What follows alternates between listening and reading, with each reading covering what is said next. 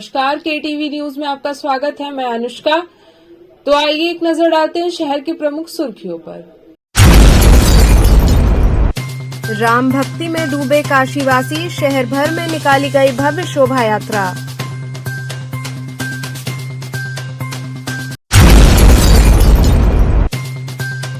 नगर निगम mini सदन की बैठक में महापौर ने सुनी पार्षदों की समस्याएं।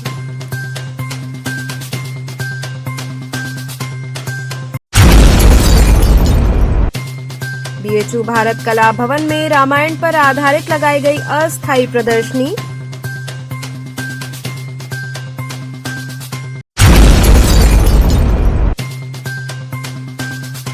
और ज्ञानवापी के सील वजू खाने की 20 जनवरी को होगी सफाई। अब खबरें विस्तार से। शिव की नगरी काशी राम भक्ति में डूबी, शहर भर में भव्य शोभा यात्रा निकाली गई।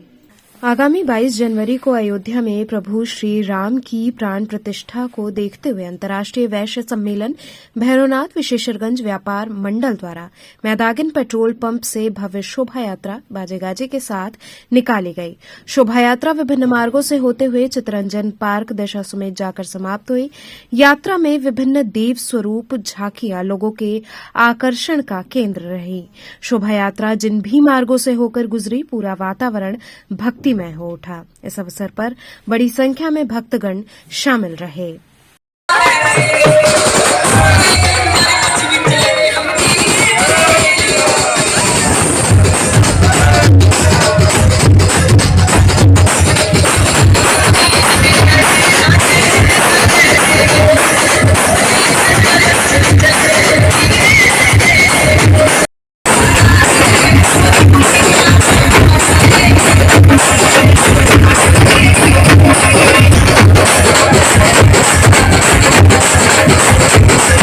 क्या है, किस तरह का यात्रा है ये? आज हम लोग काशी के व्यापारी और राम जन मिल के जो प्राण प्रतिष्ठा होने वाली है 22 तारीख को प्रभु राम की, उसकी खुशी मना रहे हैं। उसी संदर्भ में हम लोग आज शोभा यात्रा निकाल रहे हैं, जो मैदागिन चौराहे से उठ के चौक गुदलिया होते हुए दशा में चित्तरंजन पार्क तक जाएगी और वहाँ भंडारे का आयोजन होगा। क्या संदेश दे रहे हैं? एक 500 वर्षों की तपस्या पूरी हुई है। हम लोग जो मंदिर आंदोलन में लोग जुड़े थे, जो शहीद हुए हैं, उनको हम लोग श्रद्धांजलि दे रहे हैं। और ये खुशी खाली हमारे काशी के नहीं, पूरे बनारस के जो सनातन धर्मी पूरे विश्व में है, उनके लिए एक बहुत सुनहरा पल है। उनको जो महसूस करे, जीवंत करे और खुशियां मनाएं। क्या खास है शोभा यात्रा में? इस शोभा यात्रा में प्रभु राम की झांकी है। बहुत सारे हमारे जो है श्रद्धालु इसमें प्रभु राम के अपने व्यापारी जुटे हुए हैं और चल के उद्घोष करते हुए जाएंगे हम लोग। बहुत सारे विरोध कर रहे हैं। देखिए, रावण तो प्रभु राम के समय जब थे उस समय भी थे, आज भी है, तो विरोध करने वाले कभी खत्म नहीं होंगे। और जो है वो अपने साथ हैं। सनातन प्रेमी सभी खुश हैं, बहुत आनंद ले रहे हैं इस चीज का। इसी कड़ी में न्यायनगर काशी उत्तर भाग की भव्य पूजित अक्षत कलश यात्रा गुरुवार को गीलट बाजार बाईपास चौराहे से निकाली गई, जिसमें सैकड़ों राम भक्तों के साथ 200 से ज्यादा स्कूल के छात्र छात्राएं भगवा ध्वज लेकर राम विजय मंत्र का गान करते हुए चल रहे थे। यात्रा भोजूबीर होते हुए अर्दली बाजार पहुंची, जहां राजकुमार आहूजा, विपुल कुमार पाठक, आकाश श्रीवास्तव, रामजी चौधरी सहित अनेकों राम भक्तों ने पुष्प वर्षा व यात्रा में रथ पर विराजमान राम जी, सीता माता, लखन लाल जी व हनुमान जी के स्वरूप की आरती कर दिव्य स्वागत किया गया तथा प्रसाद वितरण हुआ। स्वागत स्थल जय श्री राम हर हर महादेव के उद्घोष से गूंज उठा। रास्ते में अनेकों जगहों पर यात्रा का स्वागत किया गया।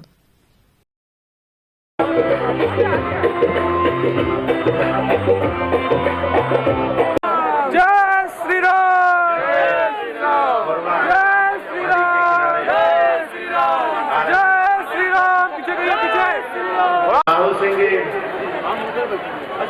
अतुलानंद के निदेशक।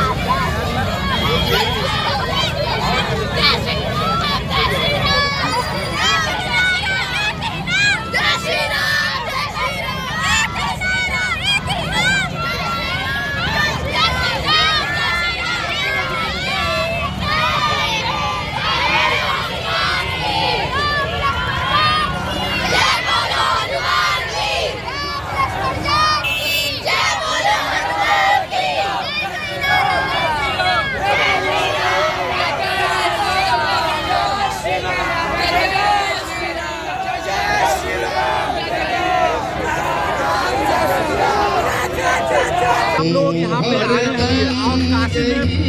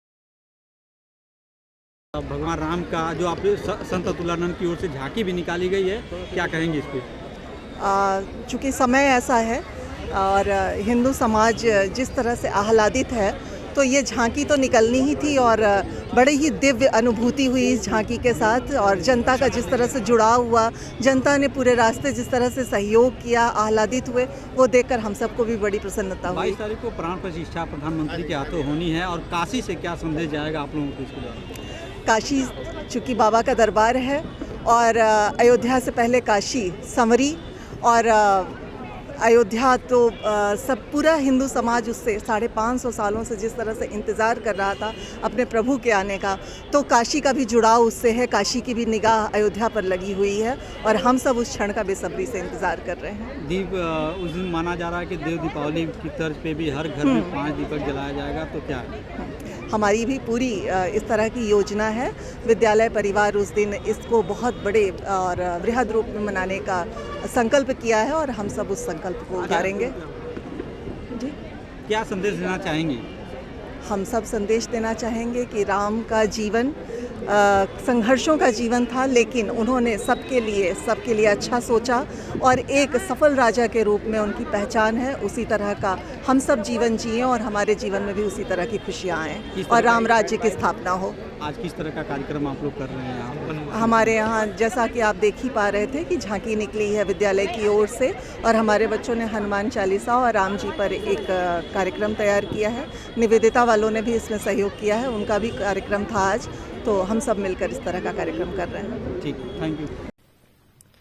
इसी कड़ी में समस्त काशी वासियों की ओर से सामाजिक सद्भाव काशी विभाग द्वारा राजेश पांडे संयोजक की ओर से भव्य शोभा यात्रा का आयोजन किया गया। शोभा यात्रा में दुर्गाचरण बालिका इंटरमीडिएट कॉलेज की छात्राएं प्रभु श्री राम, लक्ष्मण, माता सीता व हनुमान जी के रूप धारण की हुई थीं। इस अवसर पर निर्मला पांडे द्वारा सभी देव स्वरूपों का माल्यार्पण कर आरती की गई, जिसे देखकर जनमानस ने जय श्री राम का उद्घोष किया। राजेंद्र प्रताप पांडे द्वारा समस्त काशी वासियों से आग्रह किया गया कि प्रभु श्री राम सभी के हैं। विगत 500 वर्षों बाद प्रभु अपने निज धाम अयोध्या में विराजमान होंगे, जिसको लेकर 22 जनवरी को सभी जनमानस अपने मंदिर में पूजित अक्षत से मध्याह्न 11 बजे से 2 बजे तक पूजा करें, भजन कीर्तन करें एवं शाम को अपने कुटुंब को दीपों से सुसज्जित करें और दीपावली मनाएं।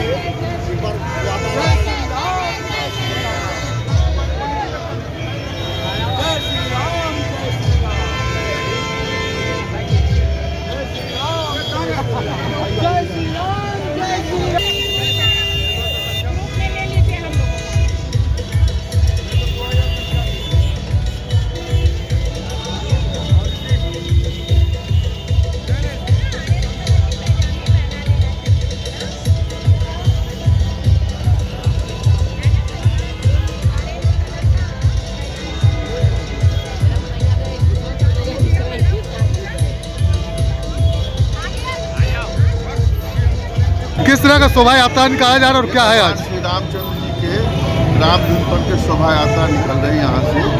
भगवान राम का मंदिर का उद्घाटन 22 तारीख हो रहा है। उसी के परिप्रेक्ष्य में जन जागरण के लिए जन जन में भगवान राम का संदेश पहुँचाने के लिए यात्रा निकल रही है। सामाजिक सद्भाव के किस बैनर तहत निकाला जा रहा है और कहाँ से कहाँ तक जाएगा ये लंका गेट से यहाँ से शुरू हो रही है, भगवान मालवीय जी के गेट से, और विजया सिनेमा तक जाएगी। किस बैनर तहत निकाला जा रहा है? किस बैनर तहत निकाला जा रहा है? सामाजिक सद्भाव काशी विभाग।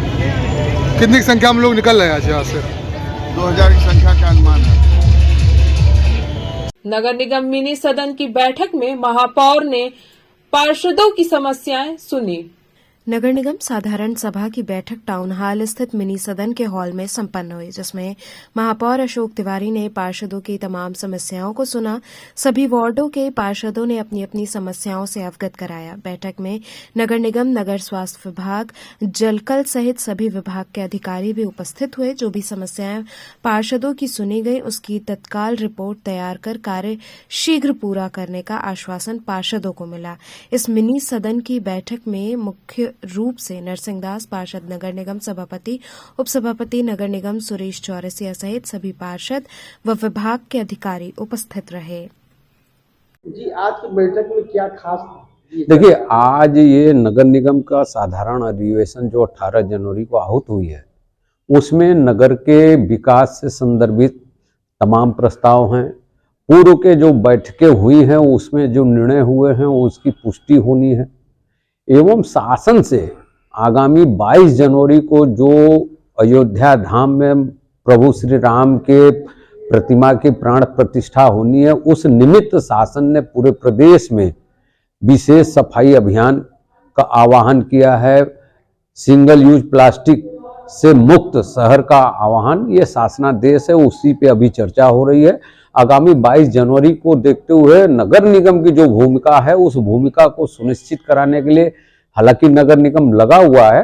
ये सारे प्रस्ताव आज विचारार्थ सदन के पटल पे रखे गए हैं। तो कुछ चौड़ीकरण का भी मामला चल रहा है क्या? देखिए, ये बनारस की महत्ता, काशी की महत्ता को देखते हुए और काशी के प्रति पूरे देश और विदेश के लोगों का जो आकर्षण काशी के प्रति हुआ है, जो आज आपको अयोध्या में दिख रहा है, वहां से पूर्व काशी के अंदर बाबा विश्वनाथ के कॉरिडोर के निर्माण के कारण जो आमद बढ़ी है दर्शनार्थियों का, पर्यटकों का, विदेशी पर्यटकों का, और जनसंख्या का जो घनत्व बढ़ा है, उसमें कहीं न कहीं ये आवश्यकता लोग भी महसूस कर रहे हैं और सरकार भी महसूस कर रही है कि जो सकरी सड़कें हैं अवैध अतिक्रमण से आच्छादित हो गए हैं, उन्हें अतिक्रमण मुक्त किया जाए और जहां आवश्यकता हो जनहित में उन मार्गों के चौड़ीकरण का भी प्रस्ताव प्रस्तुत है।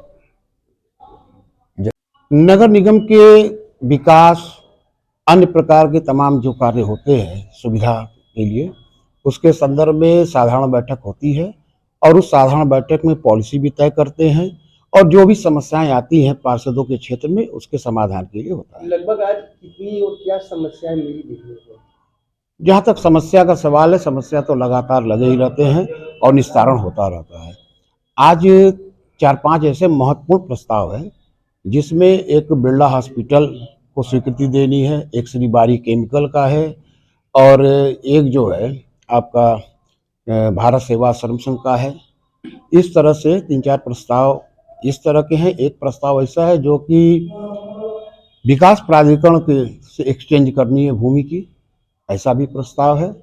इस तरह के कई प्रस्ताव आज हैं जिस पर कार्यकारिणी की स्वीकृति के बाद आज यहाँ सदन उसे स्वीकृति प्रदान करेगा तो आगे कार्रवाई बढ़ जाएगी। नगर में तमाम जगह जो है ये जो समस्याएं हैं, इस समस्याओं का निदान कैसे कर रहे हैं आप लोग? जो जगह जगह के लिए कूचे वगैरह ये अतिक्रमण की समस्या कुछ ज्यादा हो रही है। देखिए, व्यवस्था तो बनी हुई थी, कुछ एलोजेन और तमाम तरह के बने थे, लेकिन संख्या जो इतनी है वो कहीं ना कहीं फिर आगे आ जाता है। मैंने तो ये भी देखा है कि एक टाली अगर पीछे लगी है किनारे, भाई होता है कि इनकी भी आजीविका चल रही है, लेकिन उस टाली से दूसरा जो है उसके आगे बढ़ जाता है, यही समस्या ज्यादा उत्पन्न हो जाती है। तो समस्या का निदान मतलब ये चौड़ीकरण का भी कुछ मामला है? अभी तक चौड़ीकरण का हम लोगों के पास कोई नहीं आया है। पिछले बार लगा था, अब हो सकता है आएगी, तो अभी इस तरह की कोई जानकारी नहीं है। बीएचयू भारत कला भवन में रामायण पर आधारित अस्थायी प्रदर्शनी लगाई गई।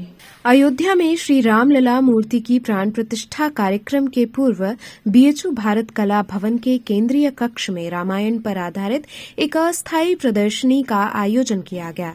इस प्रदर्शनी में संग्रहालय के संग्रहित कलाकृतियों में से रामायण से संबंधित विशिष्ट कलाकृतियों को प्रदर्शित किया गया है।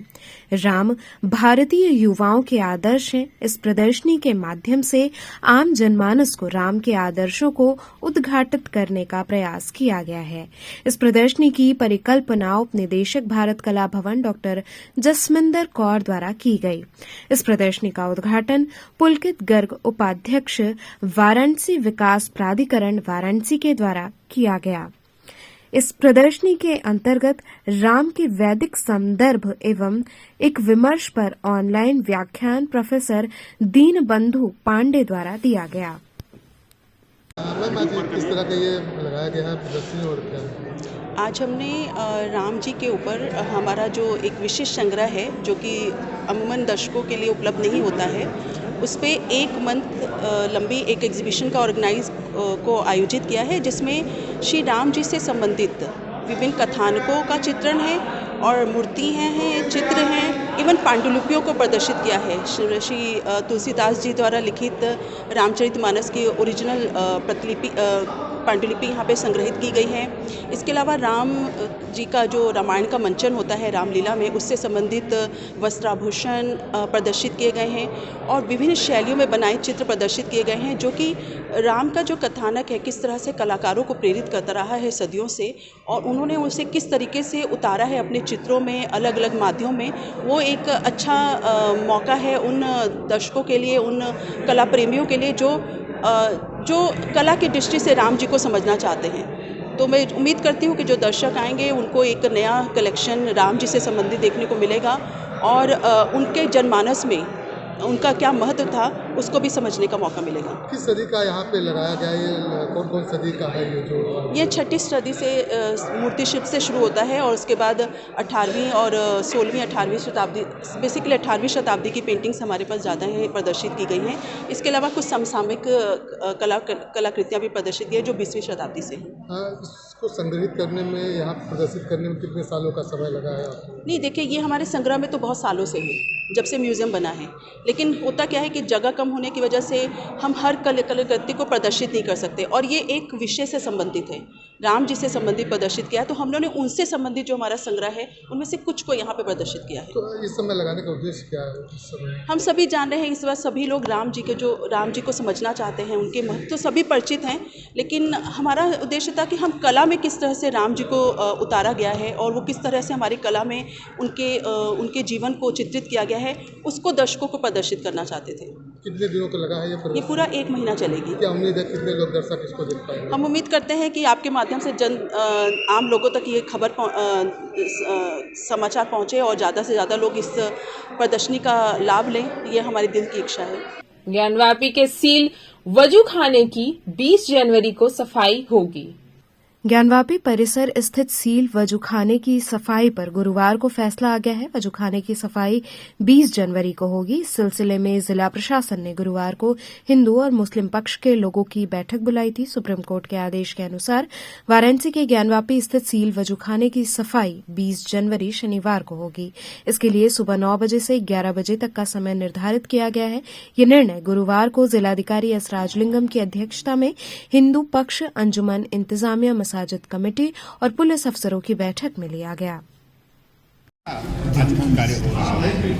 माननीय उच्चतम न्यायालय द्वारा वहाँ उस परिसर में जो पानी की जो टैंक है उसको सफाई करने के लिए निर्देश दिए गए हैं और उस परिप्रेक्ष्य में दोनों पार्टियों से बात और शनिवार को इस टैंक की सफाई की गई। शनिवार इसके अलावा अगला कदम क्या होगा प्रशासन का? जो इसमें कितने दिन की सफाई का ये कार्यक्रम चलेगा? वो 1 दिन में हो जाएगा। राम मंदिर उद्घाटन को लेकर राम ध्वज की दुकानें सजी, वहीं राम जी के चित्रों को अंकित कर साड़ी का निर्माण हुआ। 22 जनवरी को अयोध्या में भगवान श्री राम की प्राण प्रतिष्ठा को देखते हुए काशी नगरी राममय हो गई है। जगह जगह खूबसूरत झंडों की दुकानें सज गई हैं, जहां लोग जमकर खरीदारी कर रहे हैं। वहीं दुकानदार ने बताया कि 20 रुपए से लेकर 300 रुपए तक के खूबसूरत ध्वज हैं, जिसे खूब जमकर लोग काशी को राममय बनाने के उद्देश्य से खरीद रहे हैं। खरीदार विनोद चौरसिया ने बताया कि आगामी 22 जनवरी को ऐतिहासिक दिन बनाने की तैयारी में काशी, अयोध्या सहित पूरा देश लगा है। मंदिरों में पूजन पाठ किया जाएगा। ये 22 जनवरी को जो अयोध्या में प्राण प्रतिष्ठा श्री रामचंद्र जी का है, उसी के लिए हम लोग झंडे खरीदारी कर रहे हैं, जो कि हमारे पानदरीवा में भी उसके उपलक्ष्य में सुंदरकांड का आयोजन किया गया है और हम लोग झंडे खरीदारी यहाँ पर कर रहे हैं। क्या कहना चाहेंगे 22 तारीख का दिन कैसा होगा सबके लिए, जो आज इस तरह से झंडे बिक्री हो रहे हैं भगवान? 22 तारीख का दिन तो सबके लिए बहुत ही बढ़िया होगा और बहुत ही शुभ होगा। उस दिन सभी को अपने हिसाब से पूजा पाठ करना चाहिए और सभी को झंडा लगाना चाहिए अपने यहाँ पर। तो गरीबा में जो सारे व्यापारी रहेंगे, सारे व्यापारी रहेंगे। क्या क्या होगा कार्यक्रम? सुंदरकांड होगा और उसके बाद प्रसाद का वितरण भी होगा। मतलब उस दिन पूरे भारत में इस तरह का जश्न मनाएगा? पूरे भारत में जश्न मनाया जाएगा और हम लोग इसमें शामिल पूरी तरह से रहेंगे। नारायण जी, किस तरह की बिक्री चल रही है झंडे की? काल्पनिक, अशोचनीय, अकाल्पनिक है, जितना मैं सोच नहीं सकता रहा। तो छोटा बड़ा मतलब कितने से कितने तक के झंडे बिक रहे हैं? मेरे यहाँ 20 रुपए से लेकर 300 रुपए तक के झंडे बिक रहे हैं। एकदम लाइन लगा हुआ है। अरे एकदम आपके सामने था, आपने देखिए 22 तारीख का कैसा होगा? क्या करना चाह रहे हैं? 22 तारीख को रामराज की स्थापना होगी। इसी कड़ी में काशी नगरी से अयोध्या में श्री राम मंदिर के प्राण प्रतिष्ठा की खुशी में तरह तरह के भक्त चढ़ावा चढ़ाने में व्यस्त हैं। इसी के तहत कचौड़ी गली निवासी विकास भाव सिंघका के परिवार द्वारा लगभग 3 महीने में तैयार की गई साड़ी भी अपने आप में आकर्षण का केंद्र बनी हुई है, जिसमें खास भगवान श्री राम के 1800 ब्लॉक बनाए गए हैं और भगवान राम के जन्म से राजगद्दी तक के चित्र बनाए गए हैं। ये हिंदू मुस्लिम दोनों वर्गों ने मिलकर तैयार किया है। इस साड़ी को लेकर काशीवासी बाजे गाजे के साथ अयोध्या पहुंचेंगे।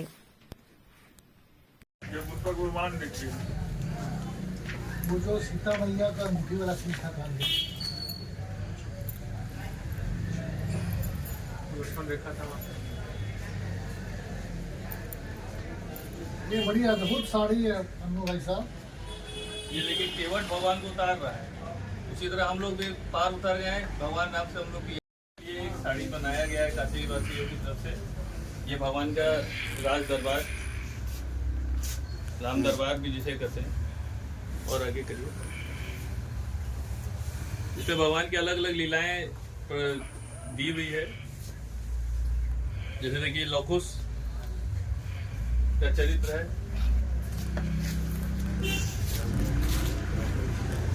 ये देखिए तरह की साड़ी है। और क्या करने जा रहे हैं आप लोग? भैया ये तो भगवान राम ने लग रहा है हम लोग से बनवा ली एक साड़ी, जो कि एक अद्भुत साड़ी बन गई। हम लोग ने भी विचार नहीं किया रहा कि इतनी सुंदर साड़ी हम लोग बना पाएंगे। तो ये भगवान के अर्पण के लिए ये साड़ी बनी है, उन्हीं को ही खाली जाएगी। कहाँ जाएगा ये अयोध्या जाएगी। अब 22 को तो नहीं चढ़ पाएगी, उसके बाद जब भी समय मिलेगा तो उसमें वहाँ पे चढ़ेगी। तो क्या खासियत है इस साड़ी में? इसमें भगवान के बालकांड से लेकर उत्तरकांड तक की जितनी भी उन्होंने लीला की, वो सारी लीलाओं का हम लोग ने मतलब बनाई है। तो कब लेकर के इसको जाएंगे, कैसे जाएंगे? अब तो जैसे भी जब शासन बोलेगा हम लोग को, तब उस हिसाब से जाएंगे। क्या उद्देश्य था इसको बनाने का? इसका उद्देश्य तो कुछ नहीं था, भगवान को खाली अर्पण करना। हम लोग का उद्देश्य तो खाली यही है कि काशी की तरफ से कुछ न कुछ भगवान को जाना चाहिए। महादेव की नगरी से राम की नगरी में कुछ जाए, बस हम लोग का उद्देश्य तो सबका यही है। तो कैसे कितने लोग जाएंगे इसको लेकर? जो भी 25 आदमी 30 आदमी जितना भी हो जाए उतने सब लोग जाएंगे। सारे लोग इसको आप लोग भी साथ में चलिएगा, जरूर सबको आनंद आएगा वहाँ पे।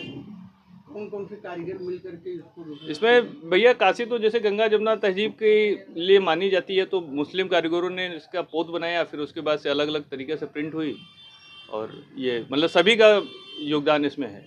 कितनी खुशी है बाबा को अर्पित करने के लिए? भैया ये तो दिल से आदमी को, ये तो खुशी तो चेहरे से समझ में आ रही है। यहाँ पे देखिए जितने जने बैठे सबका चेहरा आप देखिए, सब लोग खुश है। इससे ज़्यादा खुशी क्या है कि भगवान काशी से भगवान राम के पास कुछ चल जाए, इससे ज़्यादा खुशी तो क्या है। लगभग कितना समय लगा भैया इसको 3 महीने करीब भैया लगा है। 3 महीना। ये दशहरे से हम लोग ने चालू किया था, दशहरे से अभी तक चल रही। सुसवाई प्राचीन चंडिका मंदिर पर वृहद स्वच्छता अभियान चलाया गया।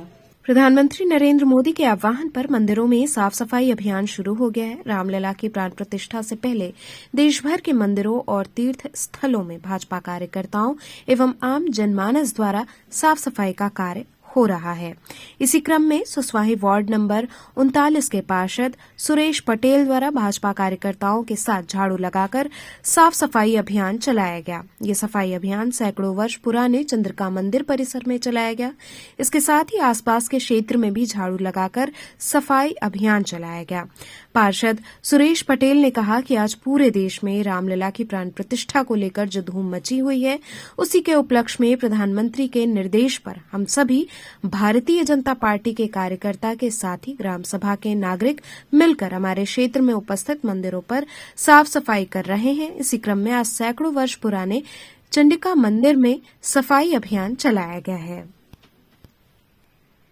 आज जैसा कि पूरे देश में रामलला की जो धूम मची अयोध्या में भगवान राम का प्राण प्रतिष्ठा 22 जनवरी को होने जा रहा है, उसी के उपलक्ष्य में माननीय प्रधानमंत्री के निर्देशानुसार हम लोग जितने भी भारतीय जनता पार्टी के कार्यकर्ता हैं और जो भी हमारे ग्राम सभा के सभी निवासी बड़े बुजुर्ग हैं, सारे लोग मिलकर हम लोग सफाई अभियान रखे हैं कि सारे मंदिरों पे यहाँ माँ चंडिका का भव्य मंदिर है, जिसकी आज हम लोग सारे हमारे ग्रामवासी सभी पार्टी कार्यकर्ता माननीय प्रधानमंत्री और पार्टी के निर्देशानुसार हम लोग साफ सफाई का कार्य किया जा रहा है। इसका उद्देश्य क्या है और कब से कब तक चलेगा? इसका उद्देश्य लगातार हम लोग तो जब माननीय प्रधानमंत्री 2014 में प्रधानमंत्री बने उसके बाद से ही हम लोग लगातार सफाई का अभियान कर रहे हैं। चल रहा है हमारे पूरे देश में स्वच्छता का अभियान चल रहा है। जैसा कि आप देखें कि हमारे बनारस जिलों को स्वच्छता में पुरस्कार भी मिला है, राष्ट्रपति पुरस्कार भी मिला है।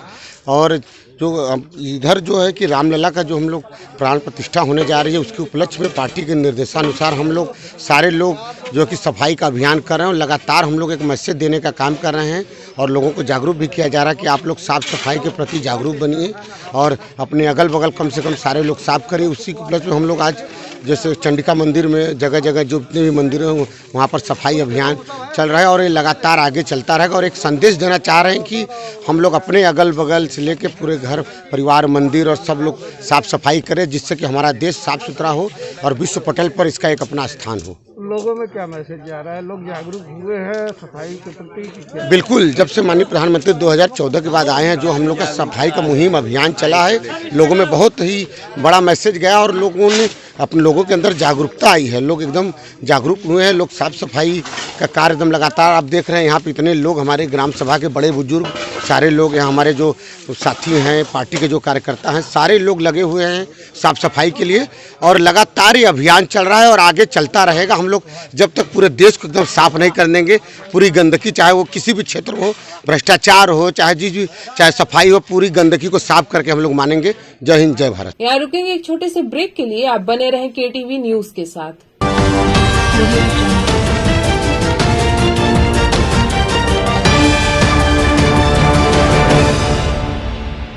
खबरों से जुड़े रहने के लिए हमारे चैनल KTV वाराणसी को सब्सक्राइब करें और लेटेस्ट अपडेट्स के लिए बेल आइकन को प्रेस करें।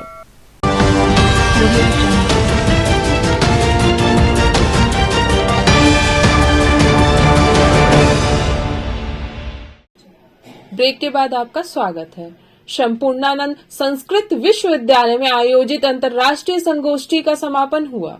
संस्कृत विद्यालय शिक्षक समिति उत्तर प्रदेश एवं वेद विभाग संपूर्णानंद संस्कृत विश्वविद्यालय के तत्वावधान में आयोजित 2 दिवसीय अंतर्राष्ट्रीय संगोष्ठी का समापन किया गया। इस अवसर पर मुख्य अतिथि संयुक्त शिक्षा निदेशक मंडल वाराणसी राम शरण सिंह रहे तथा सारस्वत अतिथि माध्यमिक संस्कृत शिक्षा परिषद के सचिव शिवलाल रहे।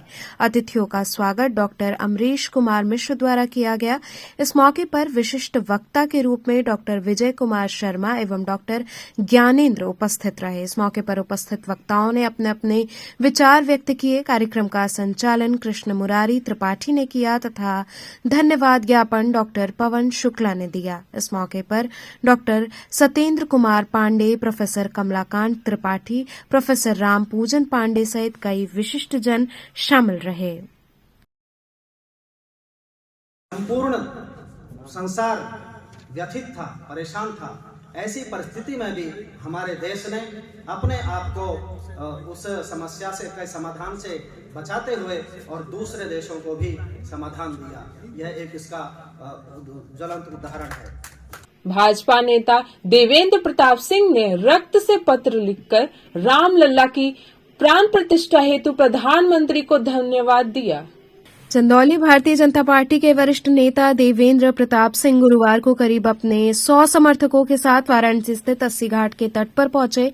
अपने रक्त से देश के प्रधानमंत्री नरेंद्र मोदी को और उत्तर प्रदेश के मुख्यमंत्री योगी आदित्यनाथ को धन्यवाद पत्र लिखा। उन्होंने कहा कि मैं रक्त से धन्यवाद ज्ञापित करना चाहता हूं प्रधानमंत्री नरेंद्र मोदी और मुख्यमंत्री योगी आदित्यनाथ का, जिन्होंने 109 गांवों के सूर्यवंशी राजपूतों के संघर्षों का अंत कराया। जिस प्रकार से सूर्यवंशी क्षत्रियों ने प्रतिज्ञा की थी कि जब तक रामलला की पुनः स्थापना नहीं होगी तब तक न वो पैरों में जूते पहनेंगे, न ही पगड़ी पहनेंगे और न ही छाते का इस्तेमाल करेंगे, और इस सौगंध का क्षत्रियों ने 500 वर्षों तक निर्वहन किया। मेरे मन में कई दिनों से बात चल रही थी कि किन शब्दों में माननीय प्रधानमंत्री जी योगी जी का धन्यवाद करूं। मन का उद्गार व्यक्त करने के लिए काशी के पावन घाट 80 घाट पर हम लोग आज इकट्ठा है। पिछले 500 सालों से अयोध्या में रामलला खुले आसमान में रह रहे थे और वहाँ के सूर्यवंशी क्षत्रियों ने 500 सालों से पैर में जूता नहीं पहना, सर पे पगड़ी नहीं बांधा, छाता लगाने का काम नहीं किया। उनके संघर्षों का अंत कराने का काम यशस्वी प्रधानमंत्री जी के हाथों होने जा रहा है, योगी आदित्यनाथ जी के द्वारा होने जा रहा है। हजारों कार सेवकों ने कुर्बानी दी श्री रामलला के लिए, वह काम आगामी 22 जनवरी को होने जा रहा है। मैंने अपने मन को उद्गार व्यक्त करने के लिए आज पावन घाट पर अपने रक्त से, मैं क्षत्रिय समाज से भी हूँ और मैं सूर्यवंशी क्षत्रिय भी हूँ, रहने वाला चंदौली का हूँ। मैं अपने रक्त से धन्यवाद ज्ञापित करने के लिए आज यहाँ इकट्ठा हुआ हूँ। देश के यशस्वी प्रधानमंत्री जी का, प्रदेश के यशस्वी मुख्यमंत्री जी का, किसी तरह से देश के हित में, राष्ट्र के हित में अपना काम आगे जारी रखें। हमारे इससे कार्यकर्ताओं का, हमारे इस नागरिकों का हर तरह से सहयोग समर्थन रहेगा, अपने समाज के लोगों का समर्थन रहेगा। आपने क्या किया है आज? अब मैंने अपने रक्त से माननीय प्रधानमंत्री जी को और मुख्यमंत्री जी को धन्यवाद लिखने का काम किया है। रोलर स्केटिंग करते हुए सोनी चौरसिया काशी से अयोध्या के लिए रवाना हुई। प्रधानमंत्री नरेंद्र मोदी के संसदीय क्षेत्र से कश्मीर से कन्याकुमारी की रोलर स्केटिंग की यात्रा की नेतृत्व करता सोनी चौरसिया को राम जन्मभूमि की प्राण प्रतिष्ठा में सम्मिलित होने के लिए उनके आवास पर निमंत्रण सौंपा गया और इस निमंत्रण मिलने के पश्चात सोनी चौरसिया ने रोलर स्केटिंग यात्रा काशी विश्वनाथ के गेट नंबर 4 से शुरू की। सोनी चौरसिया ये यात्रा अपने गुरु राजेश डोगरा के साथ 4 दिनों में पूरी करके अयोध्या पहुंचेंगी।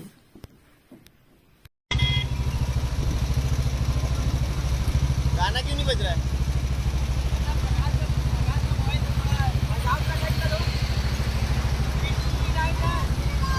जय श्री राम।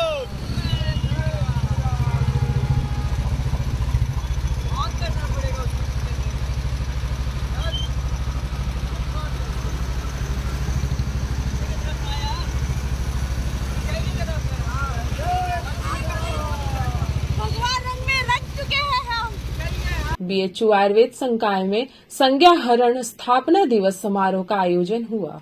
संज्ञाहरण विभाग आयुर्वेद संकाय चिकित्सा विज्ञान संस्थान काशी हिंदू विश्वविद्यालय के अंतर्गत संज्ञाहरण स्थापना दिवस समारोह आयोजित किया गया।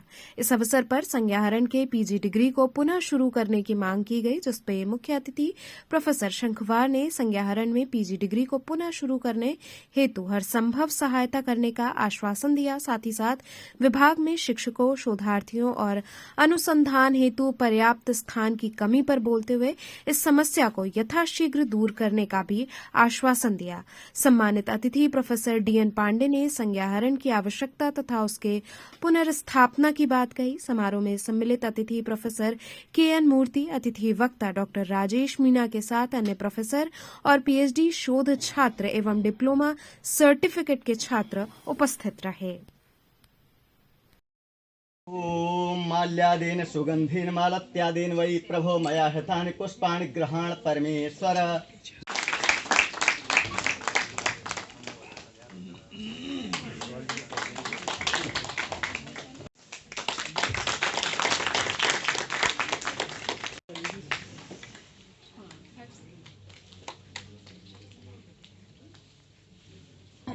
आज हमारे संज्ञाहरण विभाग का स्थापना दिवस था और संज्ञाहरण के स्थापना दिवस के अवसर पर विभाग के सभी संकाय सदस्य छात्रगण और एनेस्थीसिया विभाग के जो हमारे मॉडर्न मेडिसिन के उसके डॉक्टर राजेश मीणा सर जो कि फ्लूइड मैनेजमेंट कैसे किया जाता है उस पर अपना व्याख्यान भी देंगे, तो सभी लोग उसके लिए यहाँ पर आए हुए हैं। तो इसके जो इनॉग्रेशन के पश्चात ये सेमिनार होगा जिससे सभी लोग लाभान्वित होंगे। और आप सभी को जैसा कि ज्ञात ही है, संज्ञाहरण विभाग बहुत ही इम्पोर्टेंट विभाग है, जिसे को कहते हैं ना, बिना शून्य किए हुए आप कुछ भी नहीं कर सकते, कांटा भी नहीं निकाल सकते हैं। तो जो पीड़ा को दूर करता हो ऐसा विभाग अतुलनीय विभाग है। और आजकल जो इतने बड़े से बड़े ऑपरेशन संभव हैं और बड़े से बड़ी जो प्रक्रियाएं संभव हैं वो संज्ञाहरण के बाद ही संभव होती हैं। तो कहने का मतलब ये कि संज्ञाहरण विभाग बहुत एक इम्पोर्टेंट विभाग है और इसका स्थापना दिवस मना करके सभी लोग एकत्रित होकर के उसको सेलिब्रेट कर रहे हैं। और ये विभाग निरंतर प्रगति की ओर बढ़ रहा, बहुत पुराना विभाग है और हमारे मॉडर्न मेडिसिन में भी सहायता करता है और जिससे कि बड़े ऑपरेशन संभव है। हम इस विभाग के आगे बढ़ने के लिए ढेर सारी शुभकामनाएं देता हूं और उम्मीद है कि विभाग उच्चतम ऊंचाइयों पर पहुंच करके नाम BHU का नाम रोशन करेगा और देश का नाम रोशन करेगा। सर, जटिल ये कह लीजिए कि जटिल ऑपरेशन में भी इस विभाग का जी कार्य आता है, तो अभी कहीं न कहीं जो है कहीं पीछे नज़र आ रहा है ये विभाग, तो क्या अभी इस पे क्या क्या करने की आवश्यकता आपको लग रहा है कि? हाँ, विभाग तो अपना कार्य बहुत अच्छे से कर रहा है, लेकिन फिर भी जो रेजिडेंट डॉक्टर्स हैं उनका कमी है, क्योंकि जिस हिसाब से हमारा जनसंख्या बढ़ा है, ज़रूरतें बढ़ी हैं, आवश्यकताएं बढ़ी हैं, उस हिसाब से रेजिडेंट डॉक्टर और सीनियर डॉक्टरों की भी आवश्यकता है और विभाग के एक्सपेंशन के लिए जगह की भी ज़रूरत है। और तो इन चीज़ों पे भी ध्यान दिया जाएगा। रेजिडेंट्स की जो कमी है और जो इसकी यहाँ पे बैठने की कमी है, जो क्षेत्रफल कम लग रहा है, उसमें भी यहाँ के वरिष्ठ लोगों से बात करके उसके बढ़ाने की पूरे प्रयास किए जाएंगे। PG रेस्टोरेशन प्रोग्राम जो अभी बंद है, PG रेस्टोरेशन प्रोग्राम जल्दी से संचालित करवाने का प्रयास किए जाएंगे। आज हम लोग यहाँ पर संज्ञाहरण विभाग की स्थापना दिवस के रूप में मनाने के रूप में यहाँ एकत्रित हुए हैं और जैसा कि अभी हमारे निदेशक महोदय ने आपको थोड़ा सा ब्रीफ किया है, मैं इस संदर्भ में इतना कहना चाहूँगा कि सुश्रुत को लोग फादर ऑफ सर्जरी कहते हैं, तो उस समय भी अगर काशी में सुश्रुत जी ने सर्जरी की थी तो संज्ञाहरण जरूर रहा होगा, बिना उसके तो हुआ नहीं। और वो हमारे धन्वंतरी संप्रदाय के लोग ही रहे जिन्होंने संज्ञाहरण शुरू किया था और शल्य कर्म किया था। महामना के जो विज़न था कि प्रतीच प्राची का एक साइंटिफिक अमलगमेशन करके समाज के हित के लिए कार्य करना है, उस दिशा में 1960 में जब चिकित्सा विज्ञान संस्थान की स्थापना हुई और 63 में आयुर्वेद संकाय की स्थापना हुई और तब शल्य विभाग में, जो उस समय शल्य शालाक्य विभाग हुआ करता था, डॉक्टर शंकरन जी, डॉक्टर PJ देशपांडे जी और प्रोफेसर LM सिंह सर जी, प्रोफेसर KR शर्मा जी और मेरे गुरु डॉक्टर SB पांडे सर, सब लोगों ने मिलकर मंथन किया कि आयुर्वेद में एक संज्ञाहरण का विषय होना चाहिए, एक विधा होनी चाहिए और उसको लेकर काम करना शुरू हुआ, जिसमें आधुनिक चिकित्सा के एनेस्थीसिया के professor K Pandey sir, doctor Basu ji, professor Akram Lal sir और बहुत सारे हमारे टीचर्स ने हम लोगों को टीचिंग ट्रेनिंग और दिया, कोलैबोरेटिव वर्क किया। लेकिन 1903 में हम लोगों का, हमारा और डॉक्टर DN पांडे जी का जब यहाँ पर अपॉइंटमेंट हुआ as a teacher, as a faculty member, तो ये हुआ कि भाई आप लोग अपने आयुर्वेद में अपनी विधा अलग से शुरू करिए और आगे बढ़िए। और उस दिन से हम लोगों ने प्रयास किया और शल्य विभाग में रहते हुए संज्ञाहरण की यूनिट को एक सशक्त कराने की कोशिश की। 1985 में एक सब्जेक्ट मतलब क्वेश्चन से शुरू हुआ शल्य में संज्ञाहरण, 85 में एक स्पेशलिटी के रूप में आया और 89 में इसके 4 पेपर्स होने लगे और 90 में हमारी जो गवर्निंग काउंसिल है CCIM, उन्होंने इसको MD आयुर्वेद संज्ञाहरण की एक उपाधि देना शुरू किया। और 2011 में 18 नवंबर 2011 में माननीय राष्ट्रपति मैडम प्रतिभा पाटिल जी ने इसको एक विभाग का दर्जा दिया और काशी हिंदू विश्वविद्यालय के चिकित्सा विज्ञान संस्थान में शायद विश्व का पहला ये विभाग है संज्ञाहरण का जो कि अपना कार्य कर रहा है। और यूनिवर्सिटी के जो एग्जीक्यूटिव बॉडी ने इसको 17 जनवरी 2012 में एक स्वतंत्र विभाग विश्वविद्यालय में स्थापित किया और तब से अनवरत हम लोग अपने क्षेत्र में संज्ञाहरण की विधाओं को आयुर्वेद के सिद्धांतों पर कैसे हम स्थापित कर सकते हैं उस दिशा में अनुसंधान करना शुरू किया। और पेन मैनेजमेंट में हम लोग अच्छा सा काम कर रहे हैं, खास और इसमें पैरासर्जिकल मेजर्स जो है हमारे जलों का अग्निकर्म, इस पर भी काम कर रहे हैं। और तीसरी बात जो है कि हमारा जो अनुसंधान चल रहा है कैंसर के रोगियों पर चल रहा है। अब तक कम से कम नहीं तो 700 से 800 मेरे ऐसे पेशेंट हैं जो कि कैंसर की चिकित्सा और सर्जरी कराने के बाद भी उनके दुष्प्रभावों से बच के अपनी एक अच्छी सी ज़िंदगी गुजार रहे हैं। और प्रतिदिन मेरे पास 4 से 5 कैंसर के पेशेंट आते हैं। तो anaesthesia, pain management and palliative care, ये हमारा एक 3 यूनिट है और तीनों में एक नई दिशा में नए आयामों के साथ पुराने सिद्धांतों को लेके वैज्ञानिक दृष्टिकोण को रखते हुए हम लोग काम कर रहे हैं। और आज के दिन हम लोग अपने गुरुओं का धन्यवाद देते हैं, उनको स्मरण करते हैं, उनका अभिनंदन, उनको अपनी कृतज्ञता ज्ञापित करते हैं कि आपने जो ये विधा यहाँ पे स्थापित की, अथक प्रयासों के बाद, तमाम कष्टों के बाद आज हम लोग इस विज्ञान के एक स्नातक हैं और समाज की सेवा करने के लिए हर संभव प्रयास करते हैं। और धन्यवाद दूंगा हम अपने प्रशासनिक अधिकारियों का जिन लोगों ने हमें संरक्षण दिया, संवर्धन किया और हमें इस लायक बनाया कि हम कुछ सोच सके, कुछ कर सके। और सबसे बड़ा प्रणाम, सबसे बड़ा आभार तो मैं महामना जी को दूंगा कि जिनकी सोच के कारण आज हम लोग इस विधा में आयुर्वेद में संज्ञाहरण के बारे में कुछ करने के लिए। गौवंश एम्बुलेंस सेवा दल द्वारा वाराणसी के प्रमुख चौराहों पर गौ मातरम स्थापित करने की मांग हुई। गौवंश एम्बुलेंस सेवा दल विगत वर्षों में प्रदेश के सभी जनपदों में गौ सेवा, एम्बुलेंस सेवा, आवारा पशुओं के स्वास्थ्य एवं प्रबंधन पर भाजपा के सापेक्ष कार्यरत है। संस्था की ओर से वाराणसी के प्रमुख चौराहों पर गौ मातरम गौ चौराहा स्थापित किए जाने की मांग की गई। सदस्यों ने कहा कि जनपद वाराणसी धार्मिक रूप से प्रख्यात है, अतएव गौ संरक्षण, संवर्धन एवं चिंतन के अनुरूप प्रमुख चौराहों चांदपुर चौराहा, आशापुर चौराहा एवं गुदौलिया पर गौवंश की प्रतिमा स्थापित किया जाना चाहिए। सदस्यों ने कहा कि इससे गौ संरक्षण, संवर्धन एवं चिंतन को समाज में दिशा मिलेगी। आज प्रेस वार्ता का हमारा उद्देश्य है कि वाराणसी में ये एक प्रमुख चौराहे पर गाय माता की मूर्ति लगे और इस शुरुआत में लखनऊ की है, लखनऊ से। और आज डीएम साहब ने नामित किया एडीएम प्रशासन को, उनसे वार्ता हुई। उन्होंने फिर नगर आयुक्त को लिखा, अभी उनसे मिलने जाना है। ये हमने 4 चौराहे का प्रस्ताव दिया है, एक कलेक्ट्री फार्म चांदपुर और दूसरा आशापुर, तीसरा कैंट, चौथा गोदौलिया।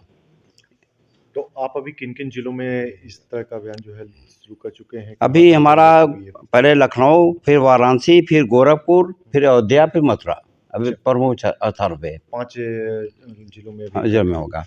इसके बाद प्रत्येक जिलों में होगा ताकि हम गौ माता के प्रति लोगों को जागरूक कर सकें।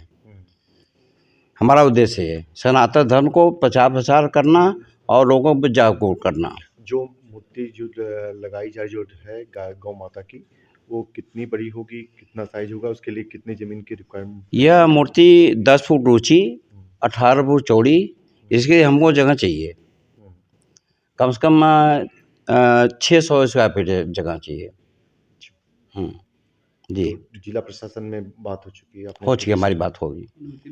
डीएम साहब ने कहा, इनको नामित किया एडीएम प्रशासन को, एडीएम प्रशासन साहब ने हाँ कर दिया और नगायत को लिखा जगह चिन्हित करने के लिए। हाँ, जगह चिन्हित कर। इस मूर्ति को लगाने में कितने कॉस्ट करते हैं? इस मूर्ति को लगाने में हमारा 12 लाख का खर्चा है। एक मूर्ति 12 लाख का। मूर्ति कहाँ बन रही है आपकी? मूर्ति बन रही है दिल्ली में, दिल्ली बन रही है और ये यहाँ सब जगह लगवाना है हमको, ये 1 महीने के अंदर।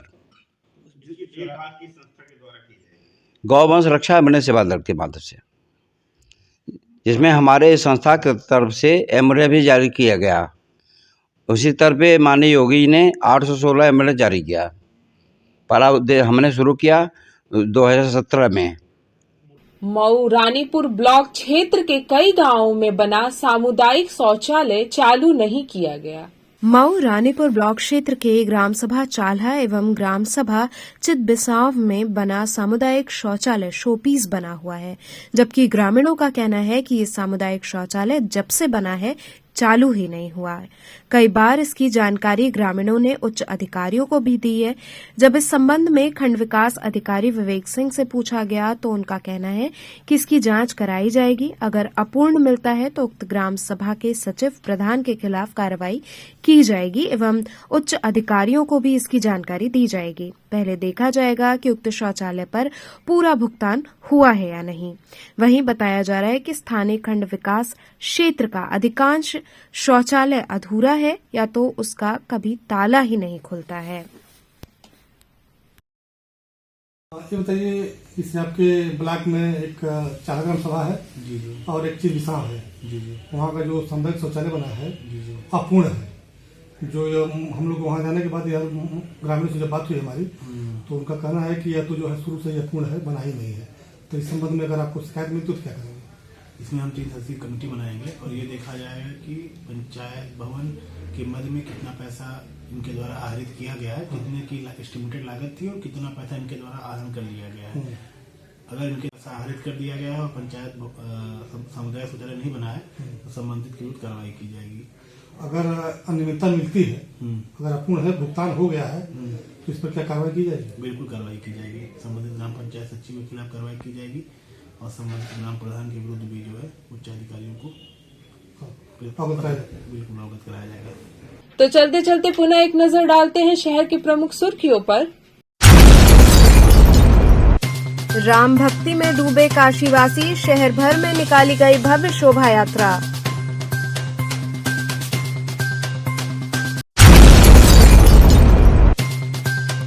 नगर निगम मिनी सदन की बैठक में महापौर ने सुनी पार्षदों की समस्याएं।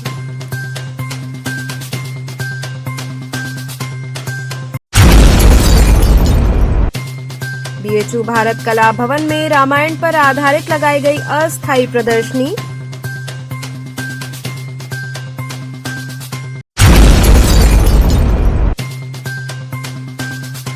और ज्ञानवापी के सील वजू खाने की 20 जनवरी को होगी सफाई। तो ये थे आज के समाचार। कल फिर होगी मुलाकात, तब तक के लिए नमस्कार।